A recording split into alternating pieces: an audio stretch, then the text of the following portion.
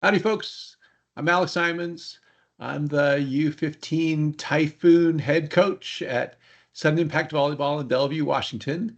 This is my episode number 2 of experiments using CLA and ecological dynamics and differential learning for practices and practice planning for my team. And just trying to share some of the things I'm working on and hoping to get feedback and suggestions from people out there, get a conversation going. The first video I did got 130 views, so that's like about 128 more than I was expecting. So that's kind of cool. And I did get some nice suggestions and feedback from people, so I really appreciate that. So hey, starting episode number 2, feeling kind of positive and upbeat about this. This week, uh, I'm in a pretty unique situation. So, in fact, I've never had this before. We've got a 6 week long training block without any major tournaments. The Las Vegas Classic tournament changed weekends, and so we won't be going to that this year. So I've got 2 power leagues this month, but nothing else. And gives me a big opportunity to kind of really focus on some of our long-term development areas, as well as the kind of the more short-term things I learned that we needed to work on in the MLK tournament we played in 2 weeks ago. So this week I was really trying to mix kind of, hey, take some of the things we were working on last week and continue those, but also really put a big emphasis on the more long-term improvement areas that we need to keep getting better at. I also had a little more time this week than normal, so I was able to pull together a lot of video clips of that the team could use. So I sent those out ahead of time for people to watch, for the kids to watch on their phones, and then in addition, we watched them before practices too. I feel like the videos are particularly a great way for the kids to kind of get a real picture of what this all is supposed to look like and how they're supposed to kind of move and act on the court, what the different affordances are and things like that. And we talk a lot about mimicking the players that they're watching. And this week, especially for our setters, that was really effective. I spent a lot of time focused on our setters this week. They're U15 setters. They're just learning how to kind of think about tempo and placement and things like that. And so lots and lots of opportunity to learn. One of our setters, Caroline, she has a funny habit where sometimes she sets the ball with her hands way apart, and sometimes she gets them in good ball shaped hands. So I was working with her this week on, hey, how can we keep your hands, more together and ball shaped? I pulled out a video of from my hard drive of Lauren Carlini that I happen to have, and it's showing setting down the net. It's like the video is Carlini setting, but you're looking along the net, and so it's really great in terms of being able to see that her setting motion is super consistent and her hands are always the same distance apart. So when I was talking to Caroline, she was saying, hey, it looks like she has almost like a magic string between her wrists that keep her hands at the same distance. So we just talked all week about, hey, let's think about the magic string and make sure that when you're setting, the magic string is there and your hands aren't far apart. And look like Carlini. That seemed to help her a lot. In fact, she talked to me about it after practice, and that she felt like having that kind of imagery in her head had helped her. And she kept, during practice several times on both Tuesday and Thursday, we talked about the magic string. The other setter, Maya, she's very, very athletic. She's watched a ton of volleyball. She's watched college volleyball. She's watched professional volleyball. She's almost watched too much volleyball because she's trying to be like, she's trying to be Eric Shoji. No, not Eric Shoji, Micah Christensen. And she's just, she's back setting, jacking the ball all the way across the court and trying to do all these like super fancy fast sets and all this kind of stuff. And I just want her to, calm down and be simple and put up a good hittable ball every time. So I pulled some video of Kate Lang. Kate was a setter at Hawaii for a long time. I think she just graduated like last year, maybe. Kate has a really neat setting form. She gets her feet to the ball. She has a very kind of vertical position, like her setting position is very tall. And she just is very consistent and very calm looking when she sets. In fact, it almost looks like she's not trying at all. So I shared that with Maya, and we talked about it some, and Maya decided that she thought that was vertical and calm like Hawaii. So we just talked all week about being vertical like Hawaii or being calm like Hawaii. And that helped her a ton. Like just having that imagery, you could see in practices, her movement patterns completely changed when she was trying to mimic the Hawaii setter and be calm rather than trying to, mimic some of, I think, the Olympians that she's been watching previously. So that was really effective. Other things we were working on this week, we're still working on for our serving. Can we serve more into zones 1 and 2, short and deep? We're working for passing. Can we pass better in zones 1 and 2? Can we pass better short and deep? Can we manage the 1-6 seam better? We have a lot of cases where the kids aren't clear on who's got short, who's got deep, and kind of get confused with each other there. So more work on that. For attacking, we were working on second and third step tempo. So second step for the pins, third step for the middles. My pin hitters are tending to be like on 1.5 or sometimes even on 1. They're not really getting to 2. So we watched some video of them and their strange timing and pointed out that, hey, a lot of times you guys are just on 1 or 1.5. The middles are a little bit better. They're usually on 2.5, sometimes even 3, but we watched video of them too and talked about their timing and how they need to get on their third step. Then for the pins, the big other focus this week was when they were attacking was, hey, could they hit the line? Could they hit deep corner? Could they hit sharp? For that, I had a nice video of Sarah Franklin that I put together from the Oregon match in the NCAA tournament 2 years ago. And it's just a nice demonstration of, she hits sharp a ton. That's obviously her big shot, but she also hit line a bunch. She hit some deep corner. She hit some seam. So it's just a good way to, get the image in the kids' heads of, hey, we want you to hit with range and have a big variety of stuff. The pin hitters seem to like that. For the middle blockers, we were focused on deep corner and staying back off the net. They're getting really, really close to the net when they attack. In fact, they're blowing by the setter. Sometimes the setter's even behind them when they're trying to hit. So we spend a bunch of time focused on, hey, can you stay back off the net? I'll talk to you some about the activity we ran for that and how I talked to them about the brick wall that was there that they didn't want to run their face into. We showed them I showed them some video. I didn't put it here, but we showed them some video of the Wisconsin middles from 2 years ago hitting to try to get them some images that maybe they could mimic. For blocking, Jeff, who's my assistant, really wanted the kids to, one of the assistants really wanted the kids to be focused on pressing and directing the ball to zone 6. So we brought up some video I had from 3 years ago, I think, of Whitney Lowenstein on Nebraska. She's got super active hands when she's blocking. Like you can see, she really sees the ball and she's like actively directing it back into the court. So we spent a bunch of time watching those videos with the kids as well. And just Jeff was really talking about how you got to press and direct. So I like his cue he's using because it's very externally focused. He's talking about, hey, we got to direct the ball to zone 6 and not just focused on kind of like get your hands across. So it's a cool external cue there he's come up with that I like a lot. And then, of course, we're still working on jam ball situations where, when the ball is super tight to the net, hey, get up and be aggressive. See if you can, throw it down or at least joust effectively or something like that, rather than, being on the ground and getting caught by sprays.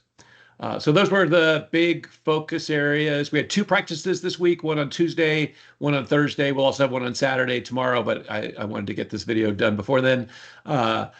I had a full crew for both. So I had 12 on Tuesday, and then that's my whole team. And then on Thursday, I had 11, but one of the players on our U18 team came and subbed for us. So we had 12 there as well.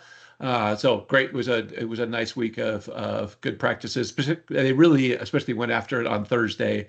I was super impressed with the effort level and the mental focus they brought to the gym on Thursday. All right, so with that, hey, let's go ahead. I'll walk you through and show you some of the activities we did both days.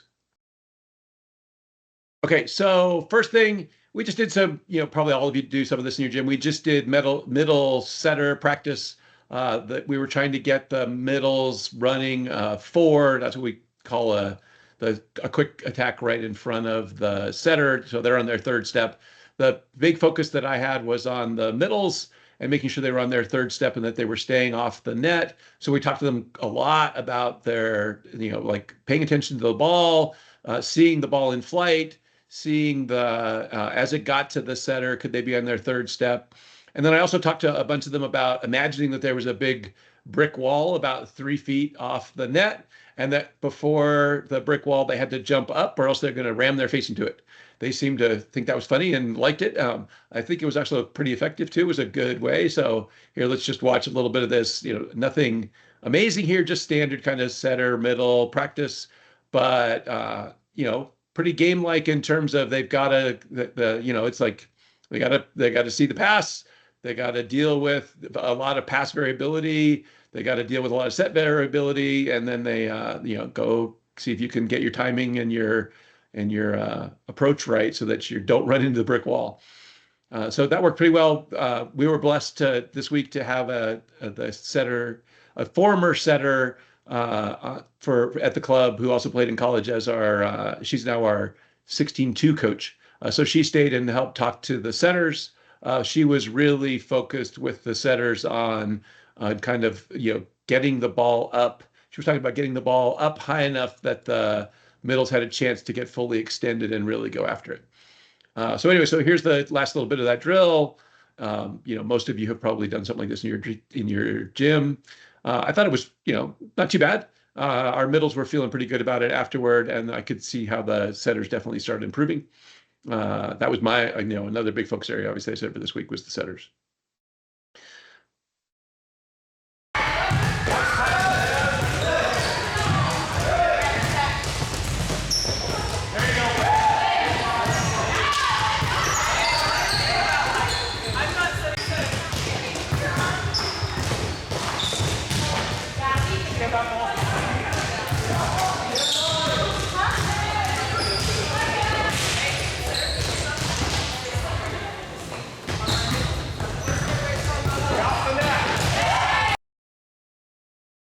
Okay, next up, right after that, we ran Monarch, and I modified my kind of constraints this week based on some ideas that I got from other coaches after last week. I appreciate all the input.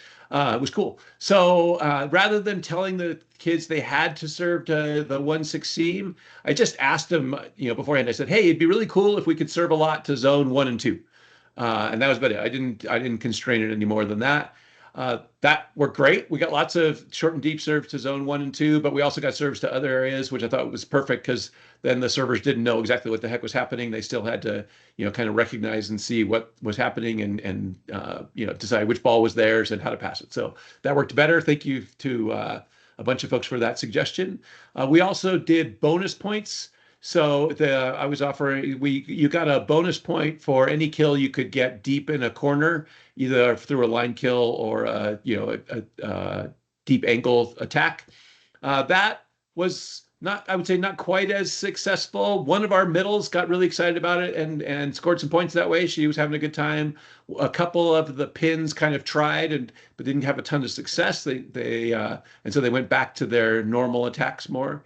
So I would say, I'm going to keep working at that and see if I can find other ways to increase their, the attention or the attractiveness of that. But the other constraint we had was that I had a back row attacker. So we did get a lot of practice on kind of Bicks and pipes from the back row. So that was great. Here we go. You can see it's going on right now. They're working on all the stuff that they need to work on. I wish it had been a little more effective in terms of getting the kids to try more, like line shots and deep corner shots.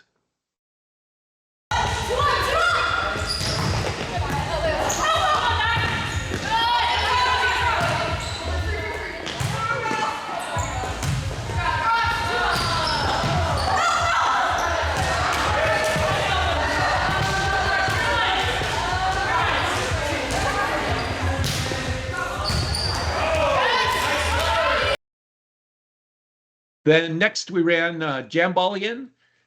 This time, since I only had one court this week, we put both of the baby courts on the same court. And then the kids who were not playing, we put down the middle of the court to try to keep balls from going, into the courts as they were, and creating a mess.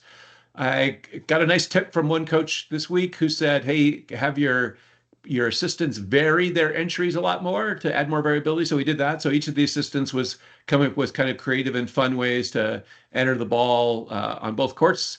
That added a ton of variability. The kids were a little bit surprised.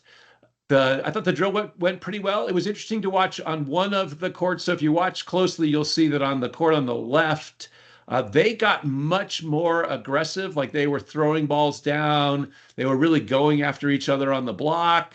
That one really, I thought was super effective. For some reason, the kids on the right-hand court, I don't know what was exactly different there, but they never got into it quite as much. There was a lot more kind of tipping and free balling things over and two-handed. They didn't quite get the spirit of the like, hey, I can throw this ball down or I can be super aggressive. They did some, but not as much as the other court. So I was fascinated to see the difference, particularly because we were just rotating kids around between the courts. So, the winners went up and the losers went down. So anyway, but these were little games, play to five, win by two. The kids always, my team particularly loves to compete. So any little game we do like that where there's a chance to win and then move on and play somebody else, they like that a lot.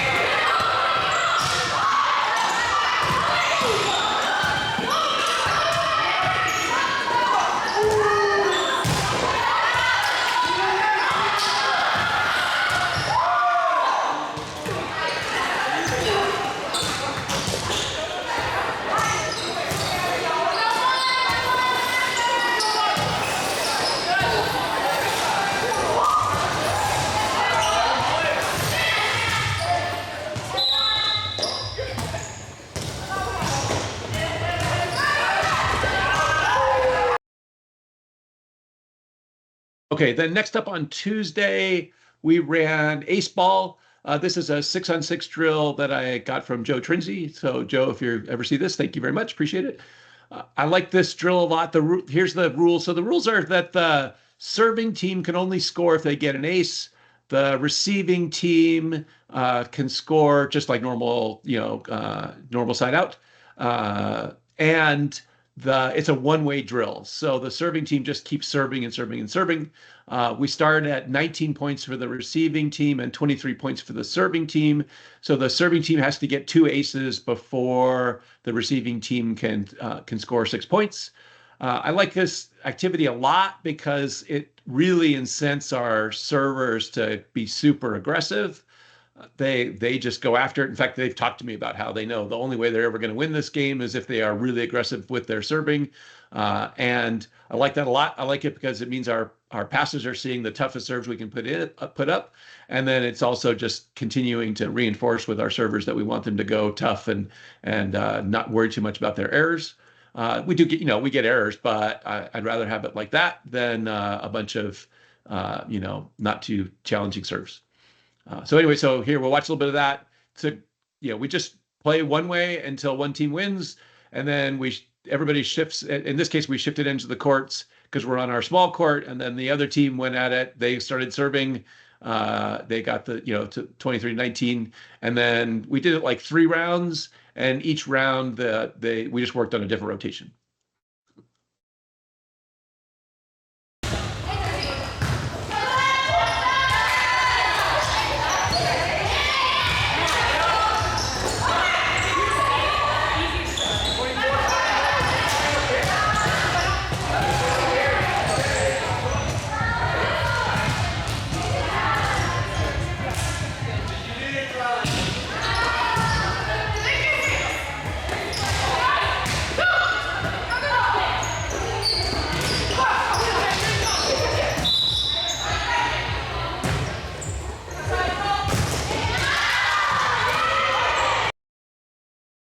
On Thursday, after we ran Monarch, then we did a quick attack tutor. This was, I think we went about 10, maybe 12 minutes on this. What I really was trying to do was create some time for the setters where they could really focus on their tempo and location. So we put up a bunch of additional antenna and the little Nerf swimming pool things so that we could set up attack windows for each of the hitters. So we had an attack window for the outside hitters, an attack window for the middles running gaps, and an attack window for the right sides running reds. I set the windows up a little differently. I made a much bigger one for the outside hitters because I want to encourage them to try both line and angle. I made a pretty narrow one for the middles trying to run gaps because we've had a lot of weird variability where the middles are running to a lot of different spaces. It makes it super hard on the setter to know where they're supposed to be targeting. So I put a pretty narrow attack window for our outs for our middles when they were running gaps. And then for our reds, I put a pretty narrow window over there as well. What I've noticed is that we're pretty good at hitting sharp when we're running a red, but we're not very good at hitting line. So I just put a really narrow window over there to try to encourage them to work on hitting line more. And then we had sticky boxes on the court. If you look close, you'll see just behind the 10-foot line, there are two little tape boxes on the court. This is something I heard about originally from Keegan Cook when I was coaching at UW. I think he heard it. Yeah, when he was coaching on one of the U18 U.S. Olympic trips that he went on. So anyway, the sticky box, we put it there because our outsides and our right sides are tending to not get onto their second step on time. And when they do get on their second step, they're not really using it as a timing step. They're just blowing through it super fast. So all I told them was, hey, we want your second step to be in the sticky box. And I want you to imagine that the sticky box has contact tape or sticky glue or something in it. And so you're going to put your second step in there and it's going to be slow to get out of it because the box is sticky. That seemed to work pretty well, actually. If you watch the drill, they weren't always paying attention, but when they were paying attention, they got the sticky box and it seemed like their timing was better as they were kind of thinking about, oh, the box is sticky and I can't run right through it. So anyway, kind of an interesting external focus of attention to get them to try to get their second step as a timing step in the right location. This activity worked really great. In fact, I was surprised at how well we did for the first 10 minutes or so. It kind of fell apart at the end a little bit, but mostly just because the setters got tired. Like the ball entries were coming in really fast. And by the 10, 11 minute mark, the setters were both kind of sucking wind. One interesting variation that we did here, this was based on the suggestions another coach made, was we had two DS liberos in the back row passing. And so every ball entry went to one or the other of them so that every time a hitter was trying to hit, they had to look at a ball coming from a different location and the setters had to deal with balls coming from different locations. So nice way to add in some variability, maybe a little bit of differential learning going on. So yeah, so here you can see they're running the drill. I was surprised at how well they did in terms of being able to actually hit within the attack windows, and a lot of them, the sticky box seemed to work pretty well.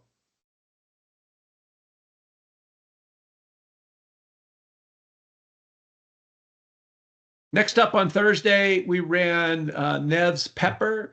But we did this as a 6-on-6 drill. I really like this as a way. It's basically, repetition without repetition. Gives us a lot of opportunities for our block and our back row defenders to play some defense, dig balls high, and get a chance to transition and counterattack. But obviously, nothing the same. The only way they can score points is if they dig or win the rally. It's just a great way to get a whole bunch of defensive reps with a ton of variability all at the same time. This week we ran it where it was for time. So Grace, the assistant, was just entering a new ball after every rally. The kids play out the rally and we move on to the next one. So those were 3-minute long rallies. And then we shifted up switched around who was on what team and started again. We ran 4 rounds of this. The kids like doing it. It's a lot of work though, so we always have to take a break between each round because they're going hard, especially the middle blockers are going really hard for 3 minutes straight, and that's a lot of work. But it's a great chance to get a whole bunch of reps. Especially for the assistant coaches, Jeff and Grace both got a ton of opportunity to kind of watch closely and kind of prompt kids along the way. Especially Jeff used it a lot as a great way to talk about how make sure that you are directing the ball back to zone 6 for the blockers, and you're trying to make sure you get your hands across the net and stuff like that. I thought he really used the opportunity well to continually prompt the kids to focus on the right things.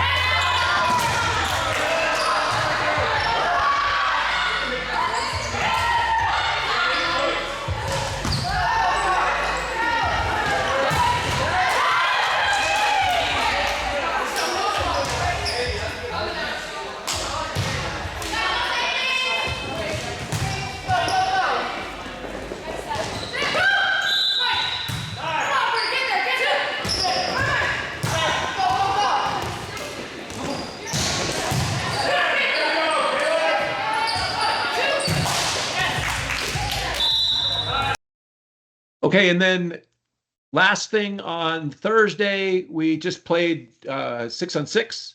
The one uh, constraint or whatever in this was that they had bonus points if they could swing and get a line kill deep in the corner or an angle kill deep in the other corner. That just had to hit it into those boxes that we've taped on the floor.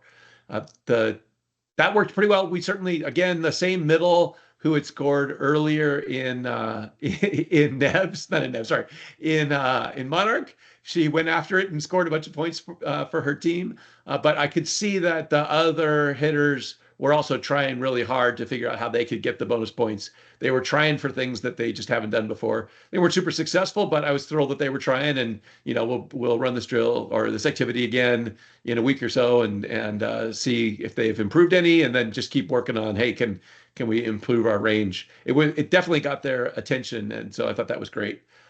Jeff also again used it as a great chance to talk to our blockers a ton.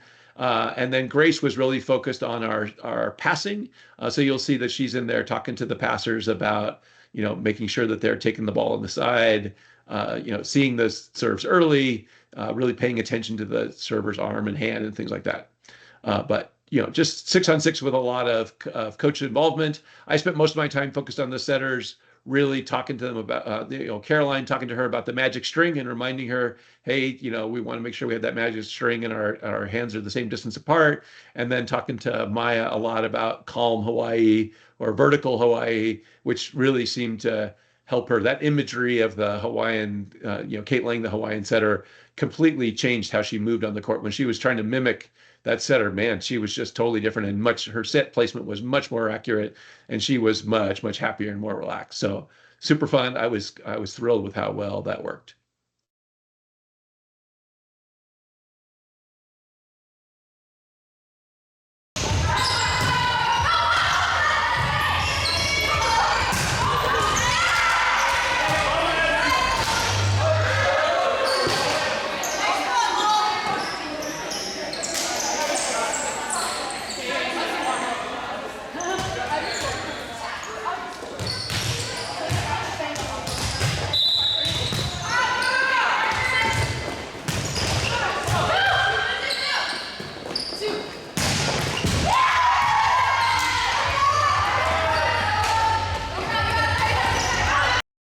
So that was the 2 practices for the week and the main activities that we did. Just want to close out, give some shout outs to a few folks. There were some folks who reached out to me after the last video with some great ideas and suggestions. So I just wanted to say thanks to Philip, BJ, Lauren Anderson, and then hey, Keegan Cook, who I was assistant coach at UW when he was the head coach there. He also reached out with some constraints that they have been trying in practice at Minnesota. So that was fun. And then also, of course, shout out to Grace Zilbert and Jeff Cho. Those are my 2 assistants. I really appreciate the work they're doing and putting up with me through all these experiments as we kind of learn together on how to use the CLA and an ECO-D approach and what kinds of differential learning opportunities we can create and, hey, what things work and what don't. So really appreciate both my assistants and the awesome job they're doing.